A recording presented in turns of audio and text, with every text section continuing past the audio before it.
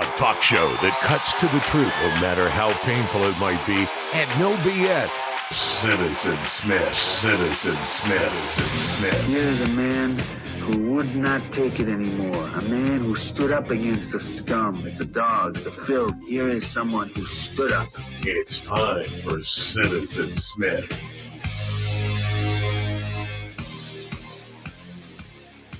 Good morning. It is Citizen Smith here on this beautiful Thursday afternoon in Portland, Oregon, also known as the Rose City.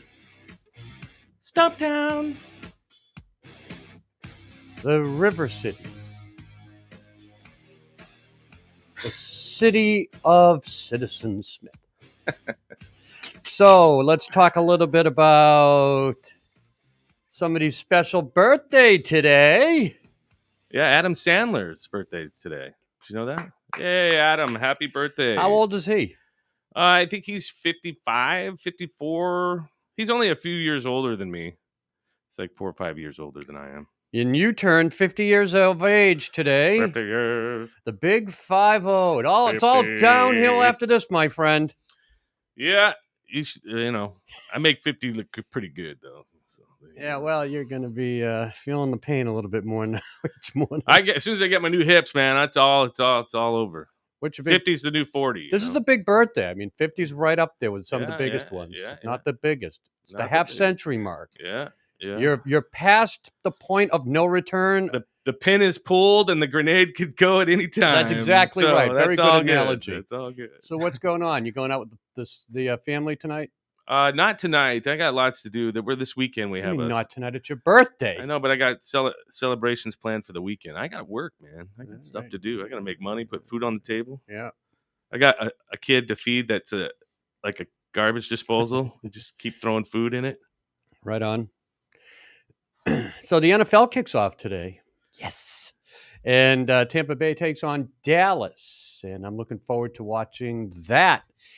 My former favorite quarterback of the New England Patriots, Tom Brady, now 44 years of age, taking the field once again, says he has many years left in him to play a long time in Tampa Bay. I don't know. He said he was going to retire at 45. I got to figure he's got maybe 1-2 years left in him. Anything can happen. He gets one bad hit. That's the end of it. 44, you're going to not take those hits as easy as you did. So, but I'm looking forward to the game. Yeah. And Who are you picking? Tampa Bay, of course. Okay. Dallas. Anyway, Dallas. Tom Brady. I mean, Come on. Dak Prescott. I mean, who's going to win Who? that game? Who? What'd you say? So, Dak Prescott? what's his first What'd you name? say? Dak Prescott. Welcome to the show. We got Zach Black Prescott on. I don't know. It's Dak, right? D-A-C-K. Oh, Fuck, man. Give me a break. Kill me. All right. So that's kickoff. America needs football right now. Hell yeah, they do, sort of. We They need hockey the more than full football. stadium. We need people getting into the games, having fun. I'm glad to see people back into the stadiums. I know we got a pandemic, but you know what? Like London and England is done. We need to learn to live with the pandemic. It's going to be going on for years. So we just can't hide away from it anymore.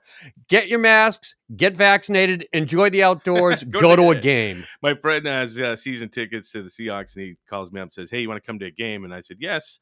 He goes, "Well, don't forget your vaccination card, or you won't be able to get in." Right. So you I was have like, "Okay, it's worth it. I'll drive. I'll take the train up there and hop off." there are 3 teams: New Orleans and New Orleans, Las Vegas, and now Seattle.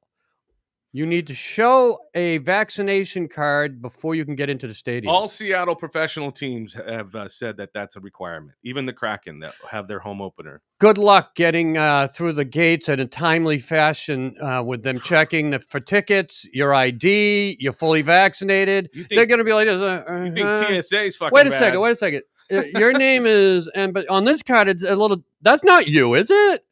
And then the line's backing up. They said get to the game early. Yeah, like 3 hours early. Yeah, if you think TSA is bad, you get ready for some guy, security guard that, can barely put 2 and 2 together. I mean, it's gonna What's the take date? What's the date on this? forever to get into a stadium. This one's written in crayon. Is that okay? Or they'll just be like, whatever. Yeah, do you have your card? Uh-huh. Okay. You got your card? Uh-huh. Go.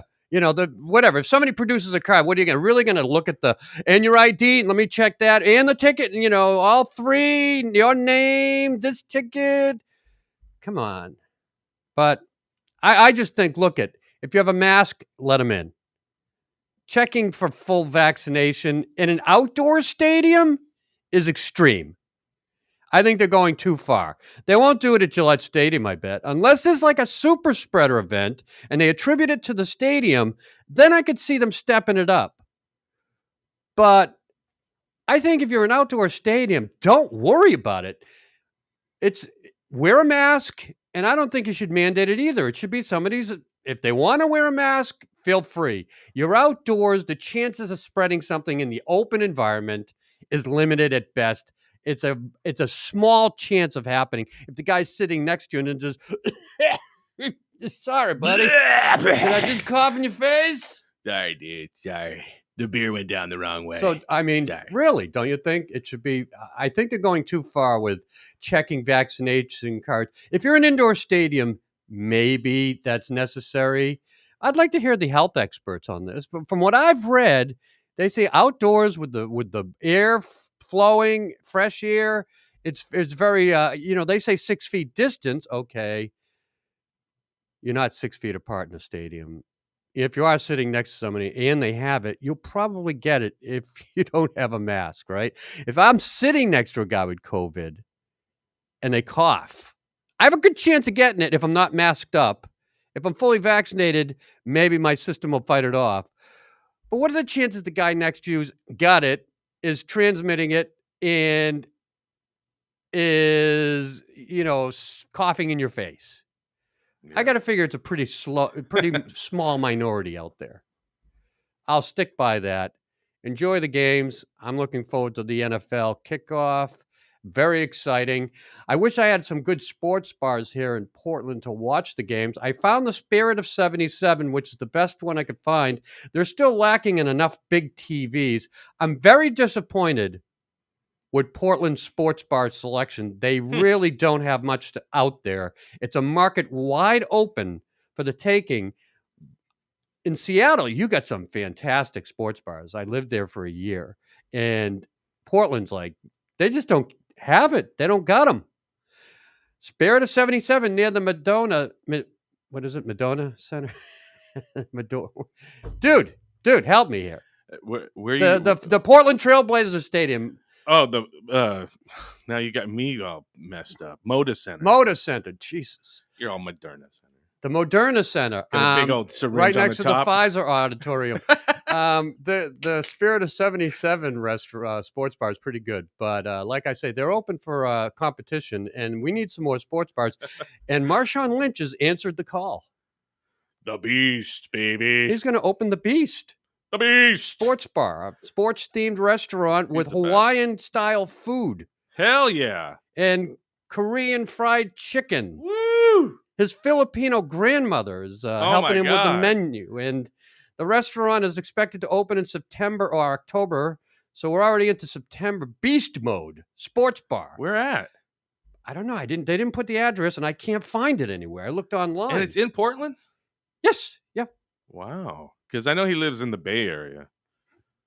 Make sure I'm accurate on this. Interesting. Yeah, Portland. Beast Mode. Portland Seahawks. Downtown Portland. All right.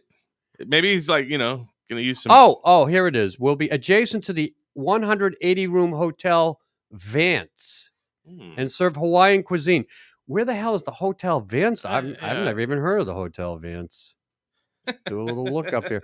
But I'm going to be the first one through the door there. Hawaiian food. And if Marshawn's behind it, you're going to have some good TVs. He's going to splurge. He owns a restaurant in California that he opened in 2018. Didn't get very good reviews. But a sports bar, how can you go wrong with Hawaiian food? I think that's a great idea. I think the Hotel Vance is like next to the Marriott. Gonna find out. Well, I wish him luck because I'll be there. Walk right over the bridge, and I'm glad that we're gonna have another selection. There's another sports bar downtown that's okay too, but certainly there's room for competition. And I want big TVs. I want a lot of places where I can watch the games. I got this little dinky hole in the wall down the street. It's an old school place, but they just for some reason the owner just didn't feel the need to upgrade the TVs. They're like this big. You're like, yeah. Yeah. Oh, okay, there it is. Oh, hey. Seriously, like they're like the smallest flat screens you can buy, stuck in the corners of the bar. And they're like, "Well, we got satellite. We can get every game." I'm like, "Yeah, but I'm watching them on like something. My iPad's bigger than that TV." And so, but I'll just stick to the Spirit of '77 for now. They do have one massive screen to watch it on, and That's a great little bar, man. It's not little; it's a pretty good size, but they I got like it. they excellent beer. Like Yeah, great. every bar in Portland has excellent craft beer. That's the one thing you can always get here, better than any place, even better than Seattle, I will say. So the Hotel Vance, I was looking it up here. I didn't even know. I didn't realize that was the name. I've walked by that about 100 million What? times. The Hotel Vance? Yeah.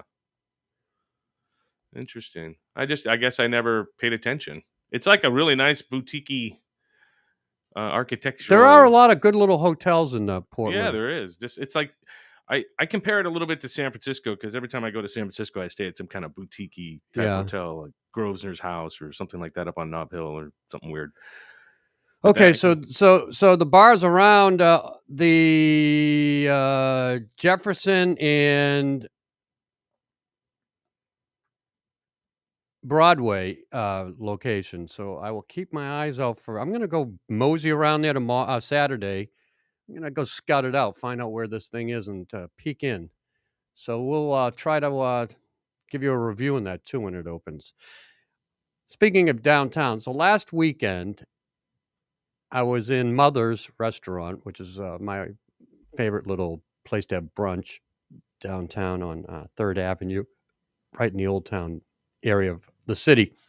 So I'm sitting at the bar where I like to eat, and these two Chinese kids sit down next to me. I'm say kids, they're like just graduated from college.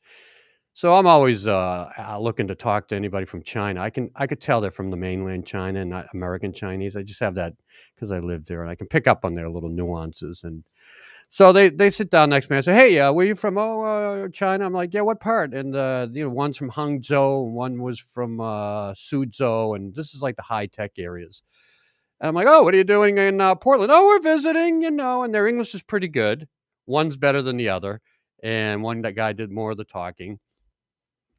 So I'm like, "So what are you doing?" "Oh, we're visiting Portland." I'm like, "Well, and then you're gonna go back to China." I figured it was tough to get out of the country with the pandemic. "Oh, no, we live here." I'm like, "Oh, one guy said he lived in Seattle. The other guy lived in Austin, and they work in the high tech industry. One works for Amazon in the tech. He's an IT guy, and the other guy was an IT guy living in Austin." I was like, "Huh. So you're from China, you're working at Amazon, you're in Austin. Why didn't you stay in China to work?" And they're like, "Because China doesn't pay enough money." So they make like maybe $13,000 a year as an IT guy at one of the high tech companies in China. And Hangzhou and Suzhou are both like Austin and Seattle in China, similar cities for their high tech industry. But here they can come and make $70,000, $80,000 or more, right? For these IT jobs at Amazon.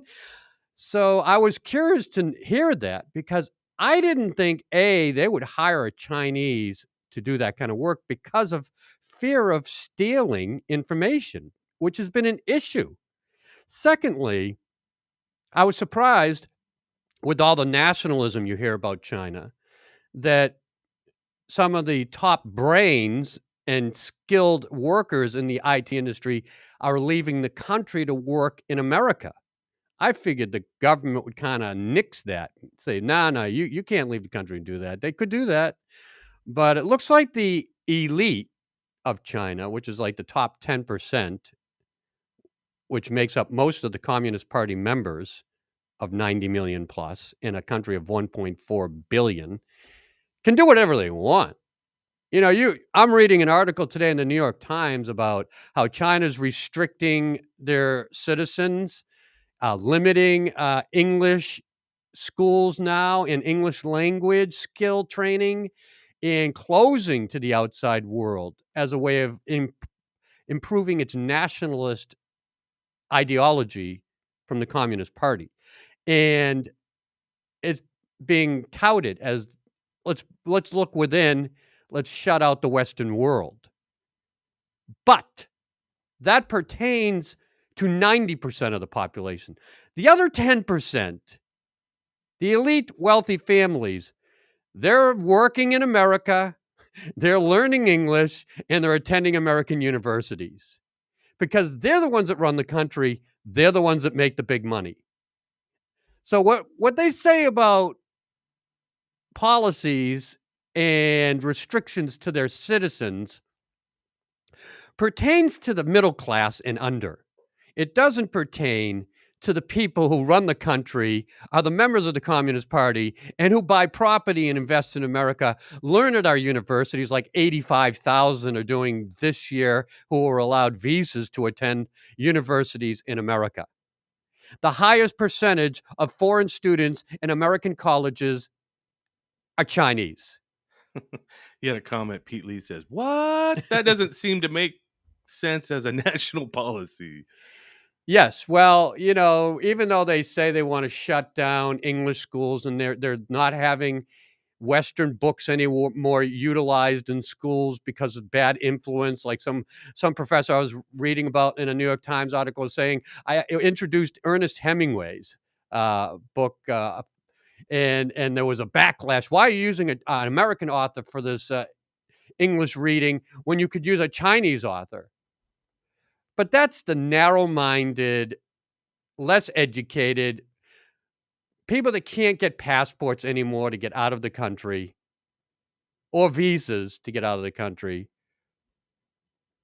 That doesn't pertain to the people of 100 million or so that are the elite of the Chinese Republic. They will continue to learn English. They will continue to study in America.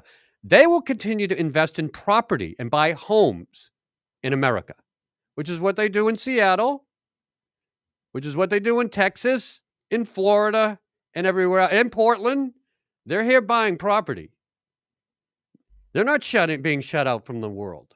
So when I read these articles about the closing of China, yes, it is closing to the vast majority, but there's a great minority that have free travel, educate wherever they want, make as much money as they want, and go anywhere they want, and they will learn English. Like these two young men.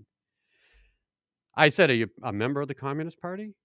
If we were, why would we live in America? I'm like, okay. I said, because you have to be a member of the Communist Party to get ahead in China. It's part of the policy and nationalist mentality and kind of a rite of passage to being allowed privilege. They just kind of brushed it off. Then I moved on to other conversations like, so enjoy Portland. Where you going? They wanted to go to the Japanese garden. And I said, oh, you rent a car? And they're like, no, we rented a truck. And I said, why did you rent a truck? Why did you rent a truck? He says, I wanted to challenge myself because you can never drive a truck in China because they don't have trucks in China. So he had a pickup truck, and the largest one you could rent, an F-150. Did he buy like a tin of chew and a 6-pack of beer and a trucker hat? I just thought that was funny as hell, though. Why? I want to challenge myself to drive it. The big old American flag in the back, It's funny kids. But, let me tell you, I told them, and I had to give them a little lecture because I'm at that age.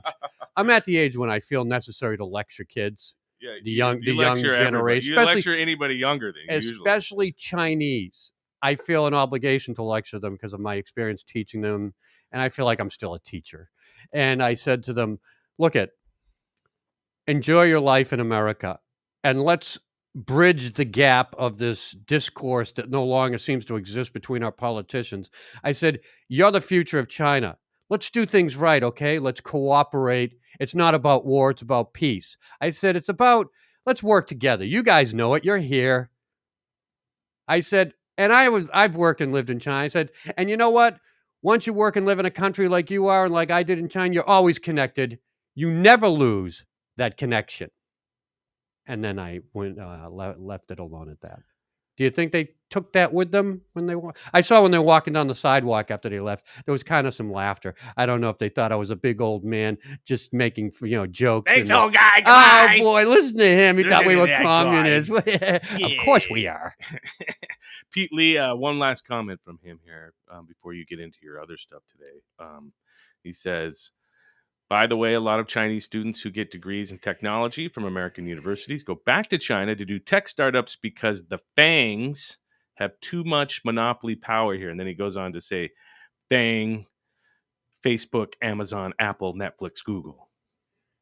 So that's interesting. Well, he's a little misguided on that one, Pete, because He's talking haven't about you- them going back there. haven't you noticed that the Chinese government is coming down on tech industries and monopolies in China, and they're taking them and dismantling them and putting people from the state and the government in top leadership roles, or just out and out taking over the companies? And they're throwing, I mean, they're not allowing them to have IPOs like Alibaba and, or was it, Tencent. All these companies are coming up against the government that doesn't want it. They're regulating the IT industry, the tech industry there, because they've become too powerful and strong against the party itself. The exact opposite's happening, Pete.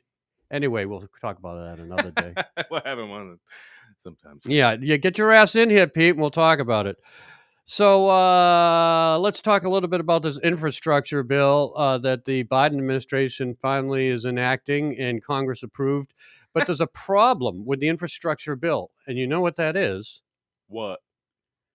Well, they have $1.4 trillion allotted for the infrastructure side of things, but they can't find workers. There are no skilled masons and skilled construction workers for concrete finishers, pipe layers. All these skilled laborer positions are lacking in America because everybody wants to do something that has nothing to do with manual labor.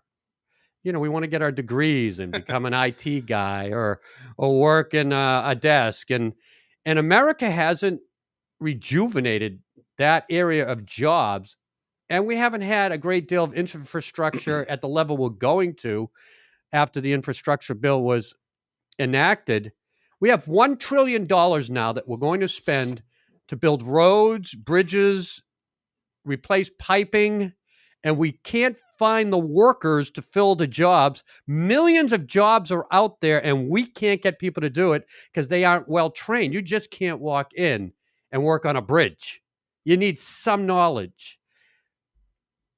Did you see that one coming? I figured, No. we have enough. My thing is, okay, you can't find the workers. Start looking worldwide. Go to Mexico. Go to some other countries where they're eager to come to America and work. And if you find the skilled laborers, bring them here to do the jobs. But also, they set aside, and I couldn't believe this number, it seemed exorbitant, $100 billion as a part of the infrastructure bill to pay for job training for the jobs that are needed for the infrastructure to be built. But Congress didn't pass it. So I say get that bill back on there and cut it in half. How about $50 billion? And let's train young adults, young men, young women to do the jobs. They said it takes like 3 or 4 months to train them. So get it back out there as an emergency measure bill or legislation to bring it in. And train the 23 to 29 to 30-year-olds who are still physically fit, can do the jobs, and be the future of laborers, of skilled laborers in the country. That's just a no-brainer. So it's not something that can't be overcome. But we need a little leadership here to initiate this because we got to get these roads built. We need the bridges start to be rebuilt. And we need the government to step up with government training programs. And they mentioned as people come out of prison, those incarcerated, could be right in the forefront of these training programs. And there's enough of them out there, might even offer them early exits from their terms under watchful guidance to be trained for these infrastructure construction projects. Am I the only one that can think outside the box? This is all out there. Let's get it going. Let's work with re-educating prisoners and rehabilitating them into the world by helping with the infrastructure. Even if they're in prison, train them in prison, let them out on release to work in the infrastructure, then they go back to prison for the day. We got enough prisoners that aren't doing jack shit except sitting in a cell thinking about what they're going to do when they get out of prison. Let's tap into the penitentiary system we created and make these people productive. And we'll set aside a certain salary. When they come out, they'll have the money to rebuild their lives. Come on, people. Let's be innovative. So I look forward to seeing something done to increase the workforce ability and workforce of America as we put aside all this money to build these projects. All right. Good job. Thank you. Good job. Thank you very Excellent. much. So let's talk a little bit about some movies. Hey, We got a movies. movie review. Movie review. Shang-Chi.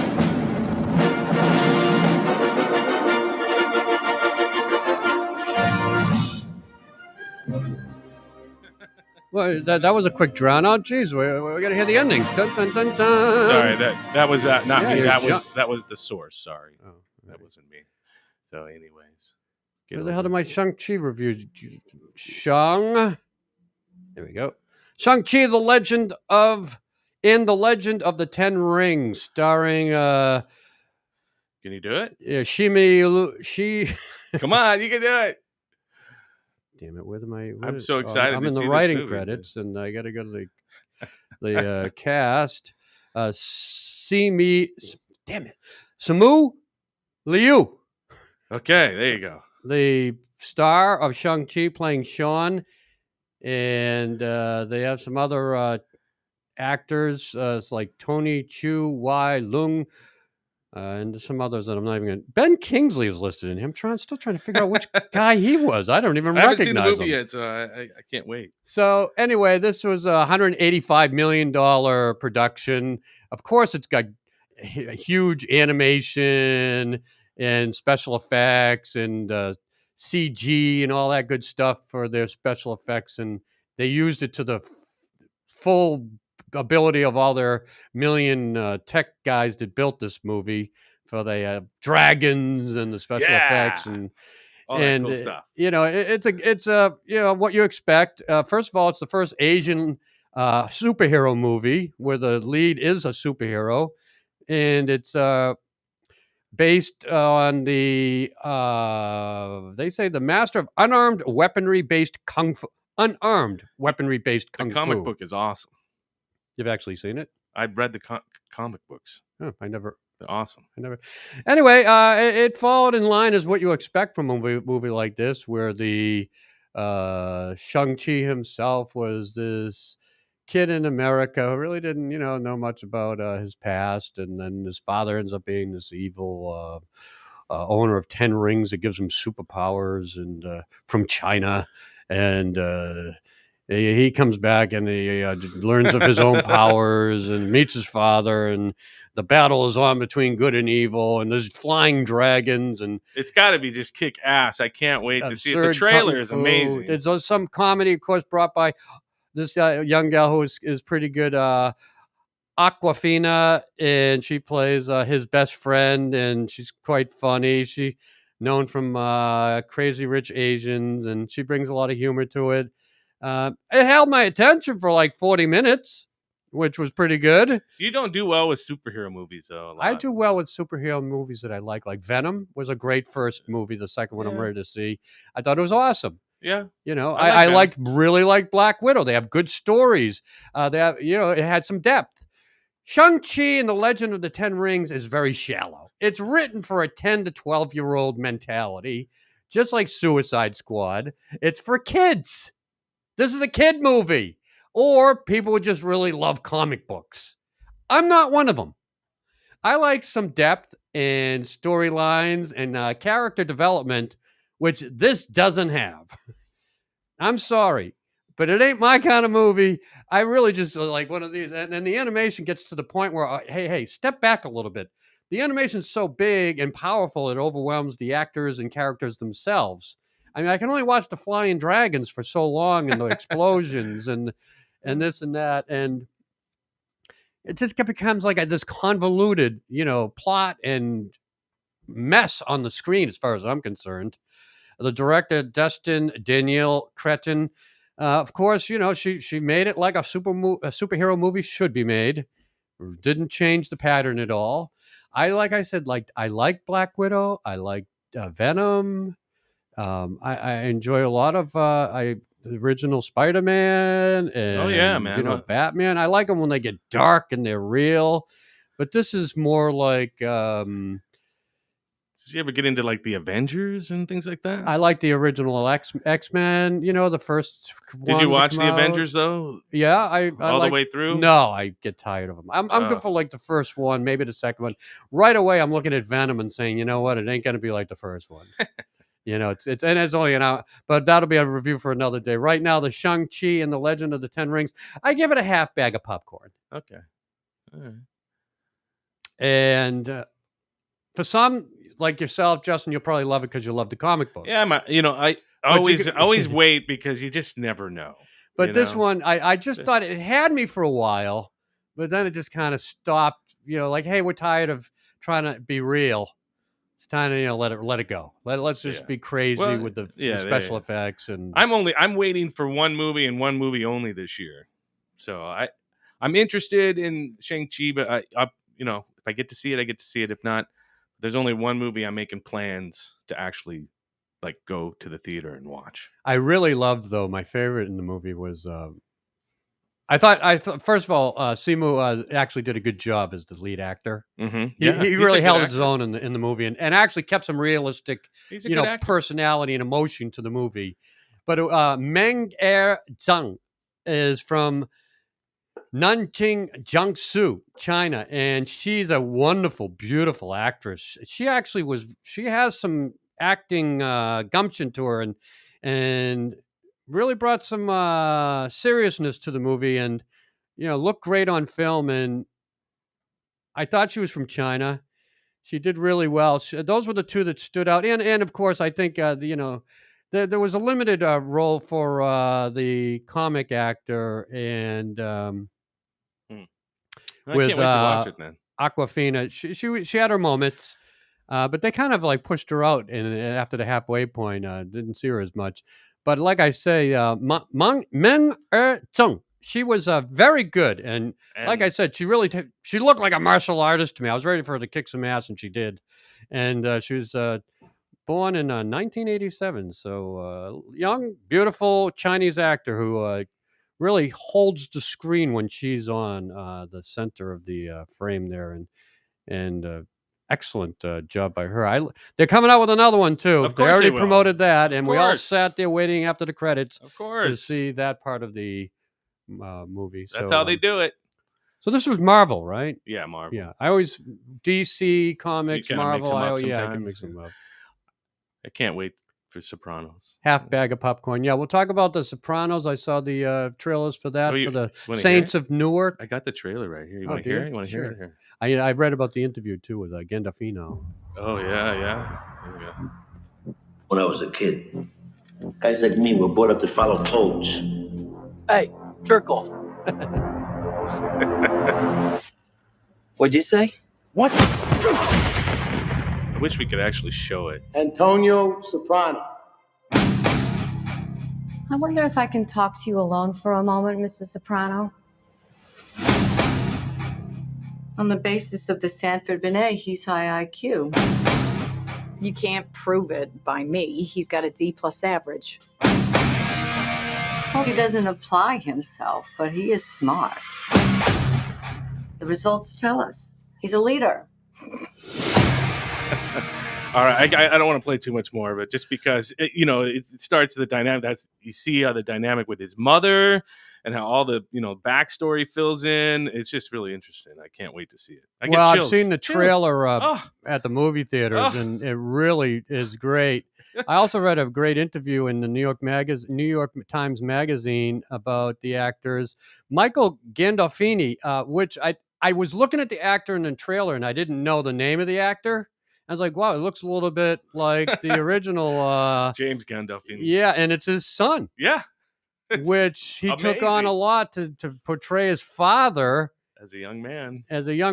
and that was an interesting choice by the director Alan Taylor. Not really interesting. He said and that was who he wanted all along when he the original director of The Sopranos and writer and producer Alan Taylor, and he said he wasn't really happy with the overall screenplay until they put in a couple of very dramatic scenes which changed the entire tone of the movie, and now he's happy with it. But Yeah. Ray Liotta is in the movie. I think he plays the father of young Anthony Soprano, So good. I just can't wait. and it looks fantastic. Yeah, I can't. So that's coming out in October. October. Yeah. So I look forward to reviewing that and watching it. So excited. And it's good to see some real movies. Yep. Not DC Comics and Marvels everywhere. By the way, Shang-Chi is doing pretty good at the box office. It's over 85 million domestically in its first week. Wait till it hits the theaters in China.